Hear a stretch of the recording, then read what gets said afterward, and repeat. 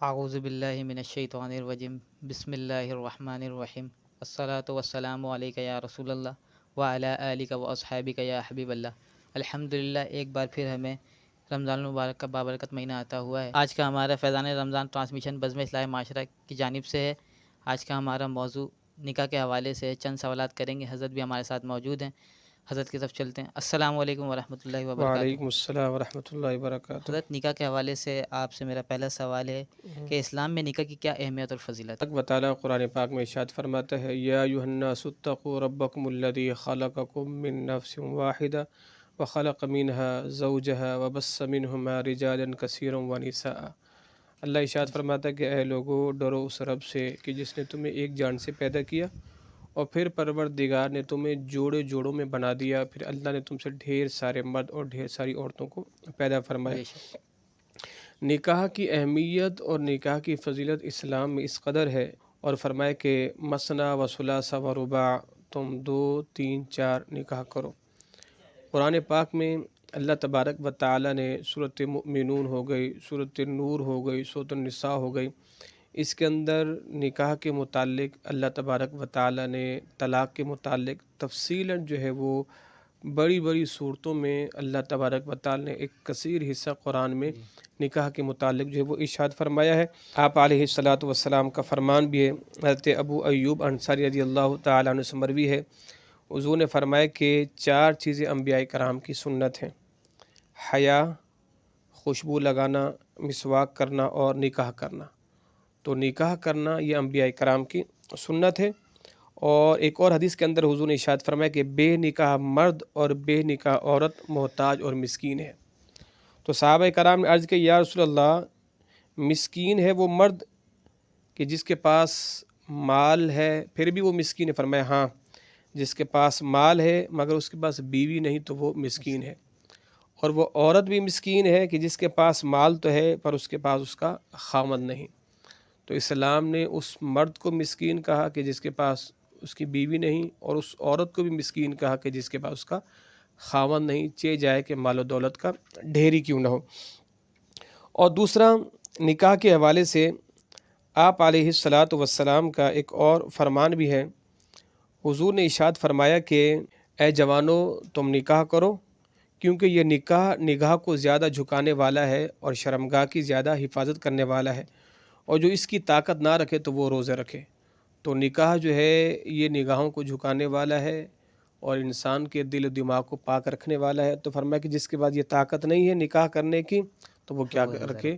روزے رکھے۔ اگلی روایت کے اندر حضور نے ارشاد فرمایا کہ بے نکاح آدمی شیطان کا بھائی اور اعلی کار ہوتا ہے، اور بے نکاح آدمی کو شیطان اپنے طریقے سے ورغلاتا ہے، اس کو گمراہ کرتا ہے، اور جس طرح چاہتا ہے اس کو اس کے ذہن میں طرح طرح کے جو ہے وہ فتنے اور فطور ڈال دیتا ہے۔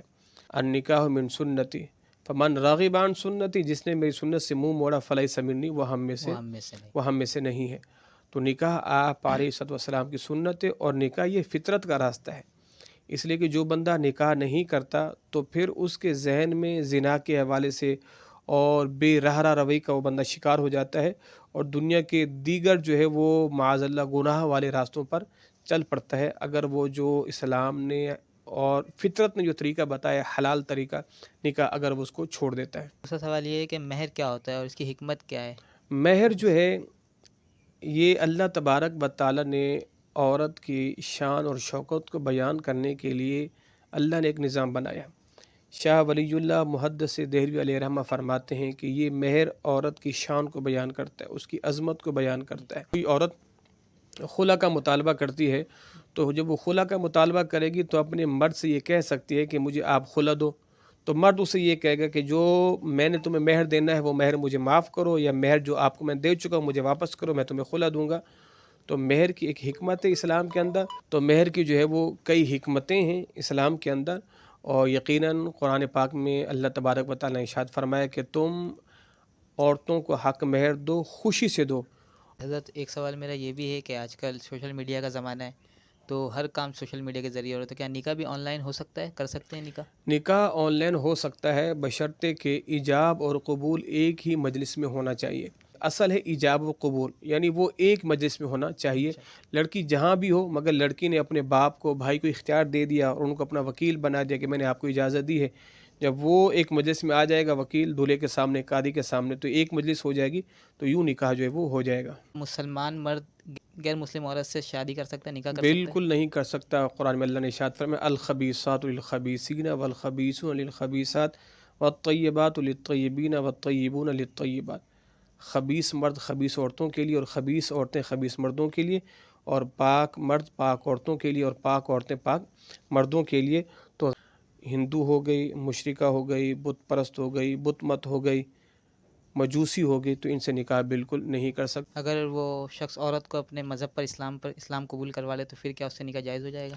جب وہ آدمی اسے اسلام قبول کروا لے گا وہ تو پھر مسلمان ہو جائے گی، جب مسلمان ہو جائے گی تو مسلمان سے نکاح جائز ہے۔ نکاح کے بعد طلاق کا کیا صحیح طریقہ ہے؟ نکاح بعد طلاق کا جو درست طریقہ ہے، ایک تو ہمارے ہاں 3 طلاقیں ایک ساتھ دی جاتی ہیں، یہ بالکل ناپسندیدہ عمل ہے۔ عورت کو اس کے پاکیزگی کے ایام میں بغیر اس سے ازدواجی تعلقات کیے بغیر اس کو ایک طلاق دے کر اس کو چھوڑ دیا جائے، یہاں تک کہ وہ اپنی عدت مکمل کر لے۔ تو جب عدت مکمل کر لے گی تو عورت کو طلاق بائنہ پڑ جائے گی، اب عورت اس کے نکاح سے باہر ہو گئی۔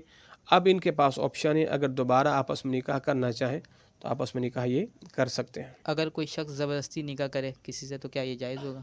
زبردستی اگر نکاح کرتا ہے کوئی شخص تو اگر عورت نے بھی قبول کر لیا ہے، اس زبردستی میں بھی اسے قبول کرا لیا گیا ہے تو نکاح بہرحال ہو جائے گا۔